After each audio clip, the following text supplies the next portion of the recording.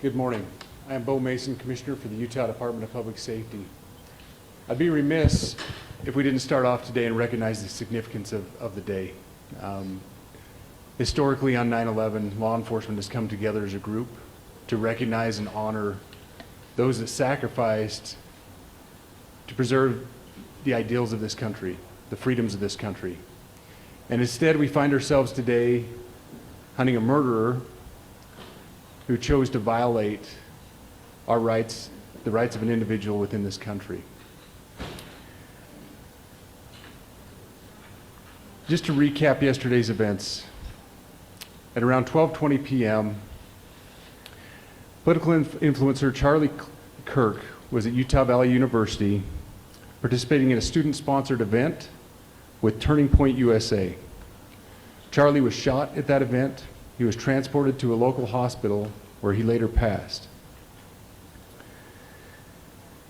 Last night, his body was moved to the state office of the medical examiner. We will continue to facilitate movements to get him home today and with his family. Yesterday, during the investigative process, we located a couple of persons of interest. We interviewed those individuals, and after releasing them and after clearing them of being suspects, they faced scrutiny, they faced threats. We asked the public to be patient with the investigative process. These individuals were not suspects, they were people of interest. We ask that you do not impose into those people and that investigative process. They don't deserve that harassment for being subject to that. I'd like to thank all the investigators that are involved in this. They have worked around the clock. All day yesterday, through the night last night, investigators from the State Bureau of Investigations, from county, from city agencies, the university, our federal partners with the FBI, the ATF, and many others. Those are just a few of the people that we have involved in this. I'd like to thank all of them for their strong work. Through all that work last night, we were able to make a few breakthroughs. We were able to track the movements of the shooter. Starting at 11:52 a.m., the subject arrived on campus, shortly away from campus. We have tracked his movements onto the campus, through the stairwells, up to the roof, across the roof to a shooting location. After the shooting, we were able to track his movements as he moved to the other side of the building, jumped off of the building, and fled off of the campus and into a neighborhood. Our investigators have worked through those neighborhoods, contacting anybody they can with doorbell cameras, witnesses, and have thoroughly worked through those communities, trying to identify any leads. We do have good video footage of this individual. We are not going to release that at this time. We are working through some technologies and some ways to identify this individual.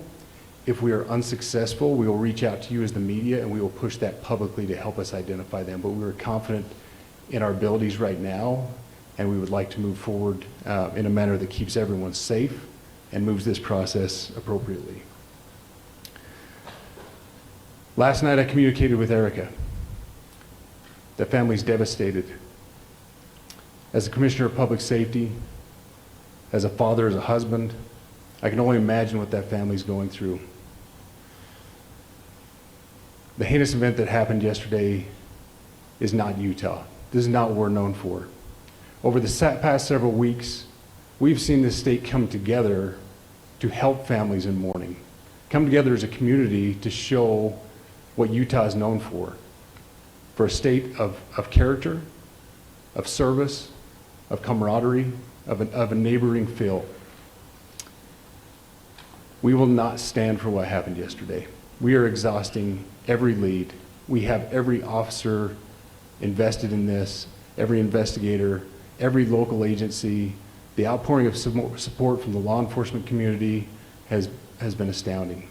We are investing everything we have into this, and we will catch this individual.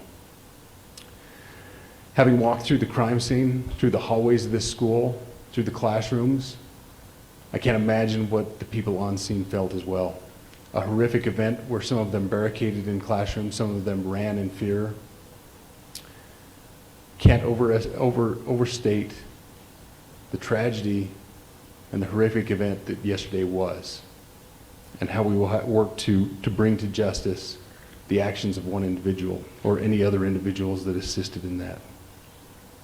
Our state has gone through a lot, and we will come out successful. With that, I'll turn the time over to Special Agent Bowles. Charge. Good morning. My name is Robert Bowles, and I am the Special Agent in charge of the Salt Lake Field Office. Following yesterday's tragic shooting of Charlie Kirk, FBI agents have been working around the clock in coordination with our law enforcement partners. We are and will continue to work nonstop until we find the person that has committed this heinous crime and find out why they did it.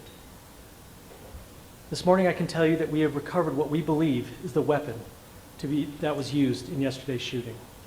It is a high-powered bolt-action rifle. That rifle was recovered in a wooded area where the shooter had fled. So the FBI laboratory will be analyzing this weapon.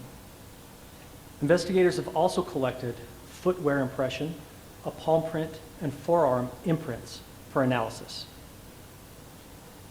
Now, I understand there are a lot of questions about motive. I assure you that all leads, tips are being fully investigated. As of this morning, we have received more than 130 tips. We thank the community for that. The FBI has brought every resource to bear, and we will continue to do so throughout the course of this investigation. The FBI's mission is to protect the American people. It's to uphold the Constitution of the United States. Any attack on the First Amendment is an attack on the very foundation of our democracy.